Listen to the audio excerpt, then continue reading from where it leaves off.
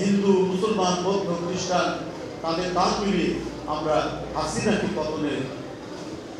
পতন করতে আমরা সক্ষম হয়েছি। হিন্দু, মুসলমান, বৌদ্ধ, খ্রিস্টান তাদের দাঁত মিলিয়ে আমরা হাসিনাকে পতন করতে আমরা সক্ষম হয়েছি। তো আমরা তো একসাথে লড়াই করেছি গণতন্ত্র ফেরানো, হিন্দু মুসলমান সবাই। আমাদের এই অন্তর সভা এটা কোনো বিশেষ ব্যক্তি বা দলের নয়। এটা যেমন গণতন্ত্রের জন্য যে রাজনৈতিক দলগুলো লড়াই করেছেন তাদেরও যেমন অর্জন, গোটা গণতান্ত্রিক সংগ্রামকে তিনি সংগঠিত করেছেন দূরে দূরে। আমাদের ভারপ্রাপ্ত চেয়ারম্যান তারেক রহমান ঠিক তেমনি এখানে হিন্দু, মুসলমান, বৌদ্ধ, খ্রিস্টান তাদের দাঁত মিলিয়ে আমরা হাসিনাকে পতন করতে আমরা সক্ষম হয়েছি। কেন? এই দেশটা যদি স্বাধীনতার জন্য সবাই একসাথে লড়াই করতে পারে, আবার নয়া পরিবেশ তৈরির জন্য যদি কেউ চেষ্টা চালায়, সেটাও তো রূপে একসাথে হিন্দু, মুসলমান সবাই মিলে। এই অঙ্গীকার এবং এই আকাঙ্ক্ষা, এই সাহস সবাই একসাথে আমরা পোষণ করি। হাসিনা ক্ষমতায় থাকতে চেয়েছেন তিনি তার রাজত্ব কায়েম করার জন্য।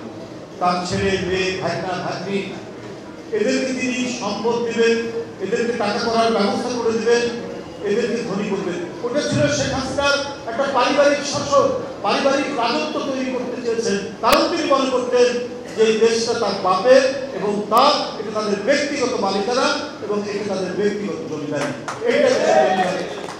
এইটা দেশের জনগণ কখনোই সহ্য করতে পারেনি। এবং কোন একটি দেশ চেয়েছে হাসিনাকে টিকিয়ে রেখে আজীবন তারা বাংলাদেশকে তাদের নিয়ন্ত্রণে রাখবে। যে দেশের হিন্দু মুসলমান একসাথে স্বাধীনতা আনতে পারে একাত্তরে, তারা আবার নতুন করে কারো উপনিবেশে পরিণত হবে, এটা কি কেউ বিশ্বাস করতে পারে দেশের জনগণ? যে জনগণই হোক। আর যারা মনে করছেন অন্য দেশে, তারা আমি মনে করি যে বোকার স্বর্গে বাস করছে। এটা সম্ভব নয়। কিন্তু আপনাদের সবাইকে বলে রাখি, এই প্রচেষ্টা তারা এখনো করার চেষ্টা করছে। আজকে সীমান্তে, আজকে পাহাড়ে অশান্তি কেন?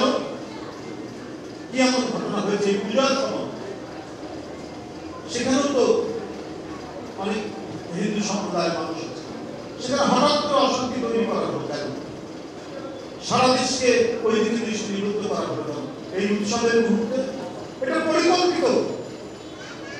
বাংলাদেশকে অস্থিতিশীল করার একটা জাতীয় আন্তর্জাতিক চক্রান্ত। যারা শেখ হাসিনার পতনকে মেনে নিতে পারেনি, তারাই এই চক্রান্ত করে যাচ্ছে যে এই দুর্গাপূজার সময় এমন কিছু ঘটনা ঘটাতে হবে যাতে বাংলাদেশের ভাবমূর্তি নষ্ট হয়। এই কারণেই এই প্রচেষ্টা তারা চালাচ্ছে।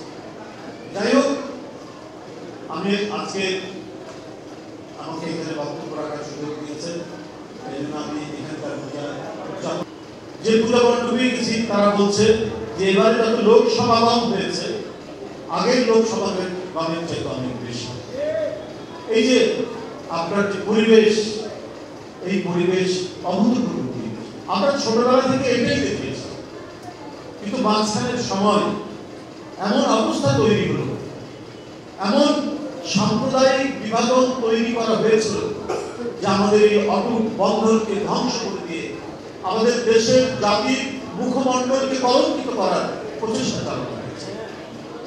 যাই হোক, আমি সবাইকে যারা এই কাজের সাথে যুক্ত, বাংলাদেশ জাতীয়তাবাদী দল,